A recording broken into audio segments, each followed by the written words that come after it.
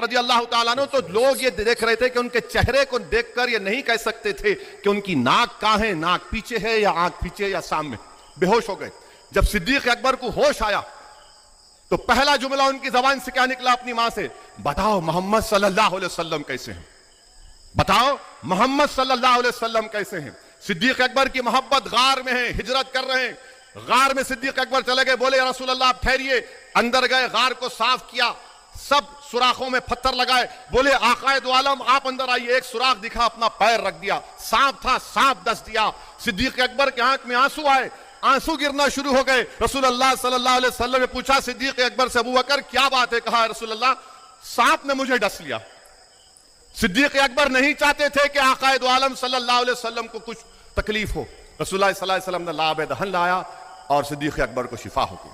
अल्लाह तबारक व तआला हम तमाम मुसलमानों को साहबी रसूल हज़रत अबू बकर सिद्दीक़ रज़ी अल्लाह तआला अन्हु के नक्शे कदम पर चलने की तौफीक और रफ़ीक अता फरमाए, आमीन। बेदम हुए बीमार दवा क्यों नहीं देते? बेदम हुए बीमार दवा क्यों नहीं देते? तुम अच्छे मसीहा हो, शिफा क्यों नहीं देते? मिट जाएगी मखलूक तो इंसाफ करोगे, मुनसिफ हो तो हश्र उठा क्यों नहीं देते? सरकार की जिम्मेदारी है कि इकोनॉमिक पॉलिसीज जिनमें बजट भी शामिल है ऐसी बनाए जाए जो गैर बराबरी को कम कर सके और सबसे ज्यादा गरीब वर्ग को सहारा दे। बजट वो लाइफलाइन है जिससे शिक्षा, स्वास्थ्य, पेयजल, social security, SC ST minority, गरीबों की भलाई के लिए स्कीमें चलाई जाती है। मगर ये बजट को देखकर महसूस होता है कि ये भविष्य के निर्माण से ज्यादा हेडलाइन बटोरने का एक दस्तावेज है। वो किसान जो बढ़ती लागत से परेशान है, वो नौजवान जो बेरोजगारी का सामना कर रहे हैं और वो औरतें जो निजामती रुकावटों से जूझ रही हैं और वो गरीब जो महंगाई के बोझ के तले दबे हुए हैं। GST की ऊंची दरों ने आम आदमी की कमर तोड़ दी है। जरूरत इस बात की है कि खाद्य सामग्री, दवा, स्कूल की किताबें और जरूरत की चीजों पर टैक्स कम किया जाए। दोस्तों इस वीडियो को आगे शेयर करना ये आपकी जिम्मेदारी है। मेरी निगाह को हासिल करार हो जाए, मेरी निगाह को हासिल करार हो जाए, सफ़र मदीने का जो एक बार हो जाए, वो दुनियादारों को ठोकर में अपनी रखता है जिसे हुजूर की सुन्नत से प्यार हो जाए। सर 1 मिनट सर, किसानों का मुद्दा है, बस 1 मिनट सर। खत्म कर लें।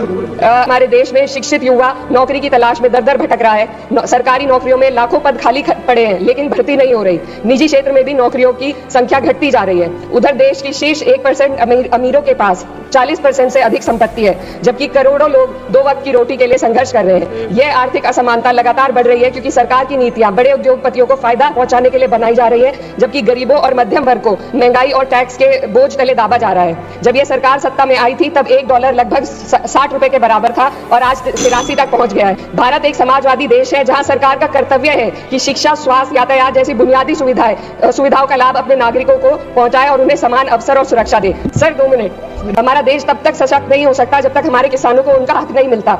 वाह सिस्टर जी, आपकी बात का कोई जवाब नहीं। अच्छा, जो रसूलुल्लाह सल्लल्लाहु अलैहि वसल्लम की शान में गुस्ताखी करता उसको कुरान क्या बोला मालूम आपको? वलीद बिन मुगीरा, नाम याद रख लो। ये रसूलुल्लाह सल्लल्लाहु अलैहि वसल्लम की शान में गुस्ताखी किया तो रसूलुल्लाह सल्लल्लाहु अलैहि वसल्लम बोले कि इसमें कई ऐब है, गलतियां हैं। उसको बुला के बोले तेरे में ये ऐब है, तेरे में ये ऐब है, मानते गया। बाद में अल्लाह के रसूल सल्लल्लाहु अलैहि वसल्लम बोले तू अपने बाप की औलाद नहीं है। वो अपनी जाके अपनी अम्मा से पूछा, अम्मा बताओ सही सही बोलो क्या ये सच है? तो बोले हाँ, मैं अपना मुंह काला करके तेरे को पैदा करी। तो जितने भी दुनिया में अल्लाह के रसूल सल्लल्लाहु अलैहि वसल्लम की शान में गुस्ताखी करने की कोशिश कर रहे हैं वो तमाम के तमाम वलदुल हराम है। आजम खान जेल को क्यों गए बताओ? क्योंकि उन्होंने अपने मंत्रालय में लोगों का तकर्रुर किया और ये मुख्यमंत्री दूध का धुलावा था। ये जो इतनी बड़ी रोड बनाया, रिवर फ्रंट बनाया, पूरी मलाई खा गया और आजम पर केस क्या है कि आजम ने लोगों का तकर्रुर ज्यादा कर लिया। कौन मिला हुआ है बताइए आप मेरे अजीज दोस्तों और बुजुर्गों। भारत की राजनीति की, सियासत की तल्ख हकीकत यह है कि अगर आपके पास आपका नेता नहीं होगा आपकी आवाज को नहीं सुना जाएगा।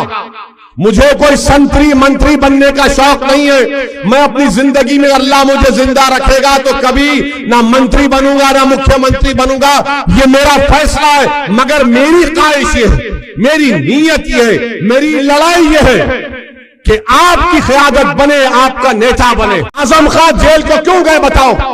क्योंकि उन्होंने अपने मंत्रालय में लोगों का तकर्रुर किया।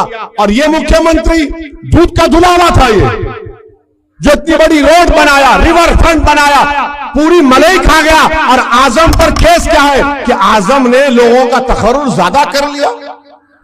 कौन मिला हुआ है बताइए आप मेरे अजीज दोस्तों और बुजुर्गों। भारत की राजनीति की, सियासत की तल्ख हकीकत यह है कि अगर आपके पास आपका नेता नहीं होगा, आपकी आवाज को नहीं सुना जाएगा। मुझे कोई संतरी मंत्री बनने का शौक नहीं है। मैं अपनी जिंदगी में अल्लाह मुझे जिंदा रखेगा तो कभी ना मंत्री बनूंगा ना मुख्यमंत्री बनूंगा, ये मेरा फैसला है। मगर मेरी ख्वाहिश ये है, मेरी नीयत ये है, मेरी लड़ाई ये है कि आपकी क़यादत बने, आपका नेता बने। दोस्तों, मोहब्बत रसूल सल्लल्लाहु अलैहि वसल्लम के बारे में हज़रत मुफ्ती सलमान अज़हरी साहब की सबसे ये वायरल वीडियो है, आप इसको ज़रूर सुनें। आप क्या समझते हो, अल्लाह के नबी सल्लल्लाहु अलैहि वसल्लम से मोहब्बत का दावा करना ये सिर्फ नारों का काम है?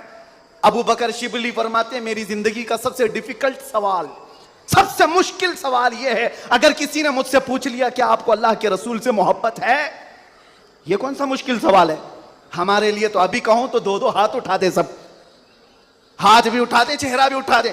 अगर पूछा जाए आपको अल्लाह के रसूल से मोहब्बत है या नहीं, सब कहेंगे। लेकिन अबू बकर शिबली जो गौसे पाक के दादा पीर हैं, फरमाते हैं मेरे लिए सबसे मुश्किल सवाल है। पूछा गया क्यों मुश्किल सवाल है? कहते हैं अगर इसके जवाब में मैंने ना कह दिया तो ईमान ही चला जाए, अगर मैंने कह दिया मोहब्बत नहीं करता तो ईमान ही चला गया, अगर हां कह दूं तो मेरे आमाल मुझे कोसते हैं, कहां तेरे अमल, कहां तेरे महबूब के अमल, कोई तुम्हारे अंदर मुताबिकत नहीं। ये कौन कह रहा है? वो अबू बकर शिबली जो रात को न सोने की वजह से इबादत में बैठने के लिए नमक का सुरमा आंखों पे लगाते थे कि नींद ना आए। वो अबू बकर शिबली जो रात भर इबादत करते, वो ये कहते हैं मुझे डर लगता है अगर कह दूं हाँ हुजूर से मोहब्बत है तो मेरे अमाल कोसेंगे मुझे, तेरे अमल कहाँ है और तेरे नबी के अमल कहाँ है। ऐ सुन्नी नौजवानों, मोहब्बत मुस्तफ़ा का दावा करने के बाद एक बार हमें भी झांक कर देखना चाहिए। ये देखिए, ये नाम बता, जयकरण, ये जयकरण है गाँव बावली, ये जयकरण है गाँव बावली है इनका। कास्ट कौन की है? ये पासवान कास्ट पे है। ये हमारे कुरान शरीफ पे पारा खोलो इसको, ये हमारे कुरान शरीफ पे पारा की बेरमुती कर रहे थे। इसको अपने साइकिल की गद्दी पे रख के इसके ऊपर बैठे और हमने इनको पकड़ा और इनसे पारे मांगे, इन्होंने दिया नहीं। इनको बाइक से दौड़ा के पकड़ा और उसके बाद में हमने इनको कोई हाथ और वगैरह कुछ मारा नहीं है। बस इनसे ये है कि गलती की माफी मांगे और हम इनको छोड़ देंगे, नहीं तो ये प्रशासन के हाथ में देंगे। और आइंदा से इनको हम यही बात बोलेंगे कि आइंदा से ये कभी जिंदगी में ऐसी धार्मिक चीज़ों के साथ कुछ भी न करें। दोस्तों, ये है मज़हब इस्लाम और ये है मज़हब इस्लाम की हक़ानियत और सदाकत। ज़ालिमों, तुम लोग ये कहते हो ना कि मज़हब इस्लाम तलवार से फैला है, इससे फैला है, उससे फैला है। अरे सबक सीखो इस वीडियो से। देखो, अगर यही कोई जालिम में से कोई जालिम अगर होता और इस तरह अगर ये पकड़ता तो न जाने वो कैसी किसी हरकत करता। लेकिन इस्लाम इस बात की इजाज़त नहीं देता है। इस्लाम तो किरदार से फैला है, मेरे मुस्तफ़ा जान रहमत सल्लल्लाहु अलैहि वसल्लम की सीरत से फैला है। इस्लाम किरदार मुस्तफ़ा से फैला है। और अल्हम्दुलिल्लाह आज भी जो इस्लाम को कबूल करता है, कोई भी आदमी आज भी जो इस्लाम को फॉलो करता है, कबूल करता है, तो कहीं ना कहीं वो मज़हब इस्लाम की खूबियों को देखकर ही कबूल करता है। गुजारिश इस वीडियो को आगे ज़रूर शेयर करें, चैनल को सब्सक्राइब करें। यानी उसको मौलवी बनाना चाहते हैं, कठपुतला बन के और देश को ले जाना चाहते हैं, ये नहीं चल सकता। अरे योगी टकले, क्या तुम्हें मालूम नहीं है कि आज़ादी की जंग में सबसे बढ़कर जो इस देश को आज़ादी के लिए जो सबसे ज़्यादा कुर्बानी पेश की, यही मौलवी और आलिम लोग ही थे?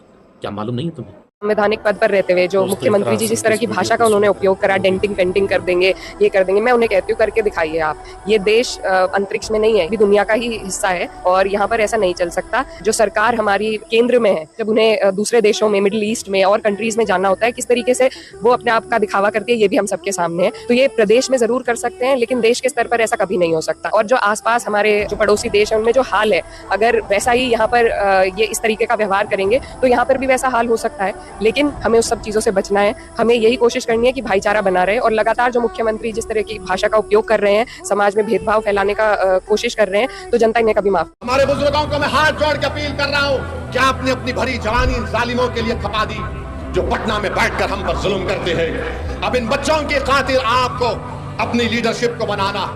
और अगर कोई कहता है मजलिस किसी मजहब के खिलाफ है, तो चुनाव से पहले किसी एक जगह बता दो, तुम लाखों के मजमे का ला लो, मैं अकेले आऊंगा, बहस कर लेंगे, तुम 5 मिनट तय नहीं सकोगे। मैं किसी मजहब के खिलाफ था न कभी रहूंगा। हाँ, मैं मुसलमान हूं और सच्चा मुसलमान वो है जो किसी मजहब के खिलाफ नहीं हो सकता, मैं नहीं हूं। सुनिए इकरा हसन को। क्यों? मैं तो विपक्ष में हूँ, ना मैं सरकार में हूँ। जब मेरी सरकार होगी आप मुझसे पूछो, आज तो मैं आपके बीच में बैठ सकती हूँ। पूछिए, ये आपका अधिकार है, पूछिए। जब वो आपके बीच से वोट लेकर आज सत्ता के नजदीक बैठे हैं, तो आपकी पीड़ा को समझना ये उनका दायित्व है और आप उनसे सवाल करना ये आपका फर्ज है। फिर तो बस आप और हम ऐसे ही बैठे रह जाएंगे। दोस्तों, इकरा हसन बिल्कुल सही बात बोल रही है। इस वीडियो को आगे ज़रूर शेयर करें।